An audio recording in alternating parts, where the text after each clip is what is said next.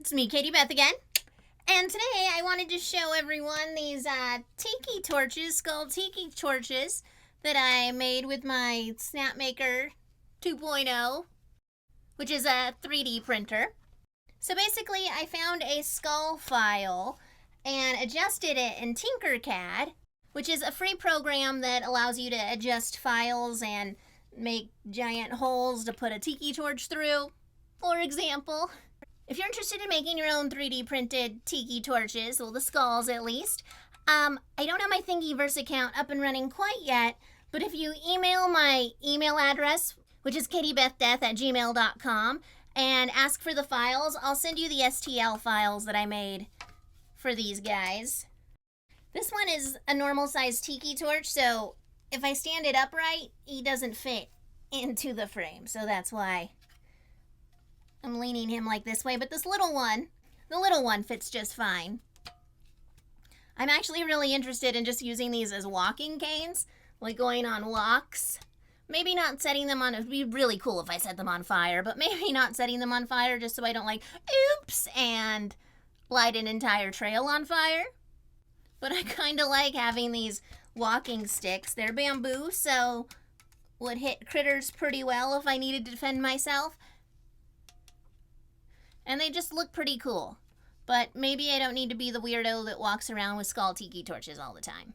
Alright, as per usual on this channel, I'm going to give you a little sneak preview of how I made these and the end results, which you can pretty much see right here.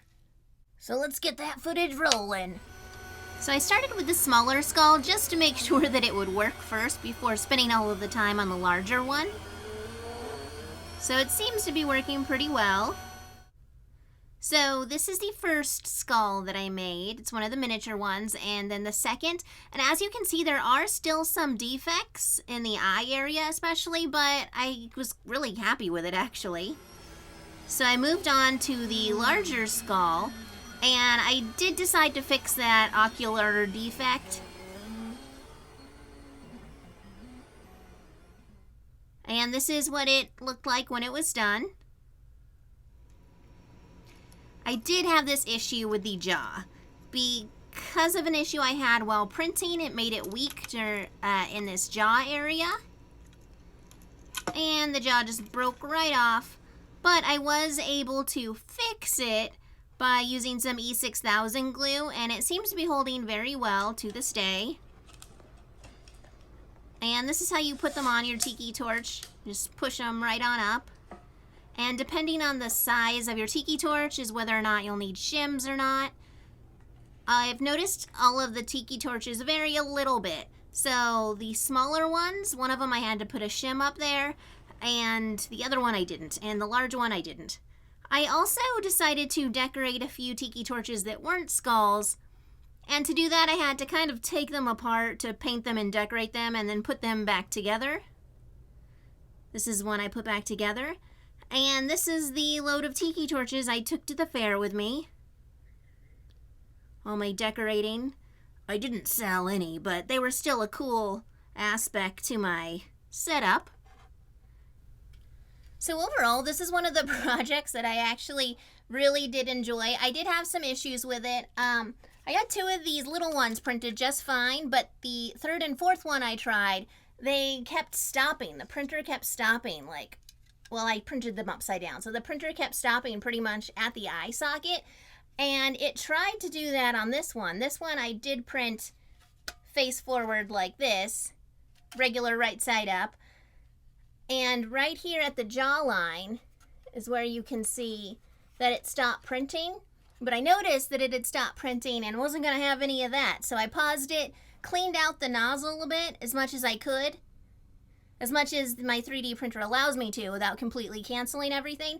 And then I used the Z-axis to try and push it down as far as I could, and it was able to start printing again, but it did miss a few layers of printing. But as I showed you in that little clip, I was able to glue the jaw back on, but you can definitely tell.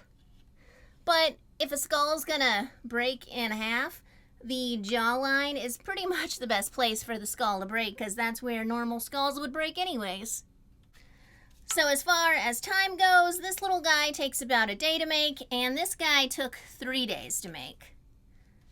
So depending on what kind of time frame you got for whatever skull-themed party you're having, might depend on if you're making a mini tiki torch or a normal-sized tiki torch. I'm going to have these on sale again at the next craft market that I do in Long Beach. So I'm going to be making a few more, just to make 2 or 3 of these takes an entire week. So plan your parties and time frames accordingly if you're making your own tiki torches for said parties. Well, thanks for joining me this week, everyone, as we talk about those 3D printed Skull Tiki Torches. Next week I have another craft video planned to come up. It's going to be on self-defense keychains, which I also had at the last craft fair. And they seem to do pretty well. I actually got a little Instagram shout out for one. Well, thanks for watching, everyone. Thanks for being here with me and experiencing my crafting trials. And have a great rest of your day.